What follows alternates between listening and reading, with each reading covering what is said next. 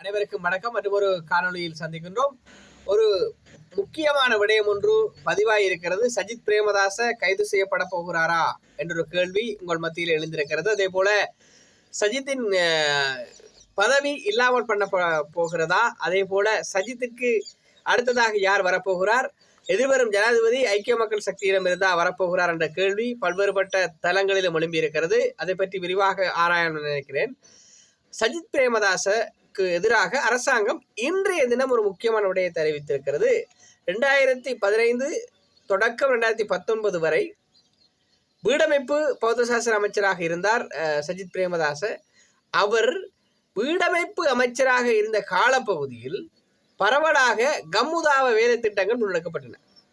அந்த வேலை திட்டத்தின் அடிப்படையில் அவருடைய காலத்தில் முன்னெடுக்கப்பட்ட வீட்டு திட்டங்கள் தொடர்பாக பாரியதொரு விசாரணைகள் ஆரம்பிக்கப்பட இருக்கின்றன என்ற விடயத்தை அரசாங்கம் இன்று அறிவித்திருக்கிறது.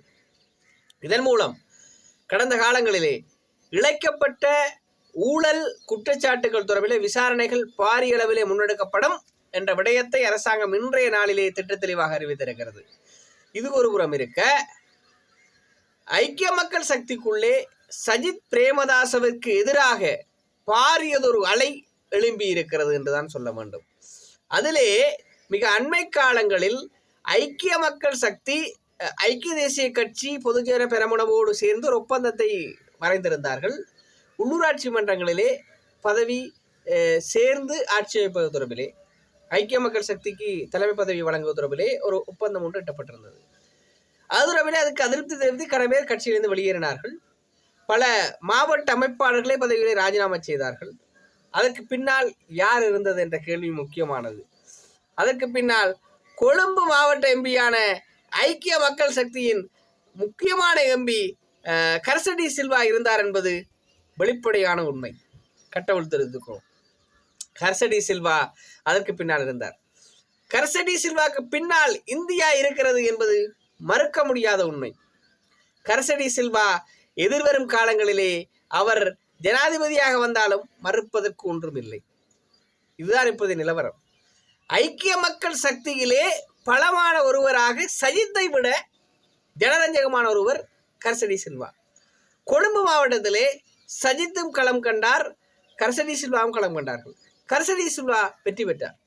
கர்சடி சில்வா சுவசரிய ஆம்புலன்ஸ் சேவை ஆரம்பித்து வைத்தவர், பொருளாதாரத்திலே மிக தெளிவான அறிவுடையவர், கலாநிதி பட்டம் பெற்றவர், அதே நேரம் கட்சி தொண்டர்களோடு இலகுவாக உரையாடும் ஆற்றல் கொண்டவர், பழகுவதற்கு எளிதானவர். இப்போ சுருக்கமாக சொல்லணும்னு சொன்னால், இப்போ இந்த அரசாங்கத்தில் இருக்கிற கரணி அமரசூரிய கூட கலாநிதி பட்டம் பெற்றவர். ஆனால் கரணி அமரசூரியை விட அனுபவமும் அறிவும் கொண்டவர், சர்வதேச நாடுகளுடன் தொடர்பாடல் வைக்கும் வல்லமை கொண்டவர், ரணிலிடமிருந்து பல விடயங்களை கற்றுக்கொண்டவர். அந்த அடிப்படையில் பார்க்கின்ற பொழுது ஐக்கிய மக்கள் சக்தியிலே சஜித்தை விட பலமானவர் கர்சடி சில்வா. மாற்றுக்கிறதுக்கு இடமில்லை. நீங்கள் இருந்து கொள்ளுங்கள், எழுதி வைத்துக் கொள்ளுங்கள் என்று சொன்னால், எதிர்வரும் காலங்களிலே ஒரு சதிப்புரட்சி என்று சொல்வதை விட உட்கட்சிக்குள்ளே இடம்பெறுகின்ற போராட்டத்தின் மூலம் எப்படி ரணிலுக்கு எதிராக சஜித் வந்தாரோ, சஜித்துக்கு எதிராக கர்சடி சில்வா வருவார் என்பதற்கு மாற்றுக்கிறதுக்கு இடமில்லை. ஆனால் ஆளுமை பண்பிலே சஜித்தை விட கர்சடி சில்வா கெட்டிக்காரர் என்பதில் மாற்றுக்கிறதுக்கு இடமில்லை. அதாவது அனுர எவ்வாறு ஜனரஞ்சகம் மிக்கவராக இருந்தாரோ அதே அடிப்படையிலே இவர் ஜனரஞ்சகம் மிக்கவராக இருக்கிறார். அதே போல அறிவாற்றல் கொண்டவர். அதான் அடிப்படையான விஷயம். அறிவாற்றல் மற்றும் தொடர்பாடல் வல்லமை. அதாவது ரணிலுக்கு இருக்கிற பலம் என்று சொன்னால் ரணிலுக்கு அறிவு இருக்கு, தொடர்பாடல் வல்லமை இருக்கு. அதான் விஷயம். அதனால ரணில்கிட்ட எதேச்சதிகாரமும் இருக்கு. ஆனால் கர்சடி சில்வாட்டையும் இந்த எதேச்சதிகாரத்தன்மை கொஞ்சம் இருக்கு, இல்லைன்னு சொல்லிடாது. ஆனால் அவரிடம் அறிவு இருக்கிறது, அனுபவம் இருக்கிறது, ஆளுமை இருக்கிறது, தொடர்பாளத்தினர் இருக்கிறது.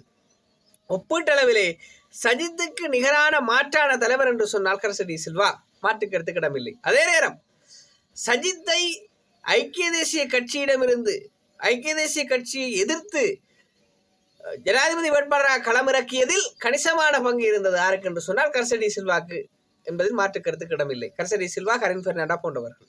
ஆனால் கர்சடி சில்வா என்பவர் ஒரு மிக்க ஆளுமை உள்ளவர். எதிர்வரும் காலங்களிலே ஐக்கிய மக்கள் சக்தி கர்சடி சில்வாக்கு போக வேண்டும் என்று சொல்லி அதிகமானவர்கள் பிரயாசப்படுகிறார்கள். காரணம், 4 தேர்தல்களிலே தோல்வியடைந்திருக்கிறார். ஆனால் ஒரு கட்சி புதிதாக வந்து உடனடியாக ஆட்சிக்கு வர முடியாது. அப்படி வந்தால் இயற்கை நியதி ஒன்று இருக்கிறது. பெரமுனை மாதிரி வீழ்ந்து விடத்தான் வேணும். பெரமுனை எப்படி வேகமாகுதோ அதே வேகமாக போயிடுச்சு. அதே போல நண்பர்களே, ஐக்கிய மக்கள் சக்தியிலே மறுசீரமைப்பு ஏற்பட வேண்டும் என்று சொல்கிறார்.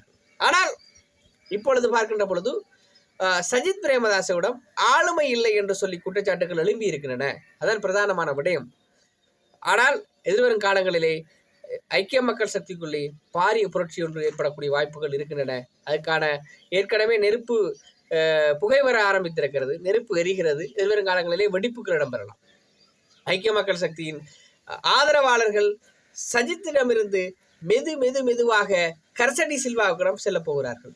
கர்சடி சில்வா அத்தகைய ஆளுமை உள்ளவர். அதே கர்சடி சில்வாவுக்கு பின்னால் இந்தியா இருப்பதாக ஆழமாக விடயங்கள் வெளிவந்திருக்கின்றன. அந்த அடிப்படையில் சொல்கிறோம். பார்ப்போம்.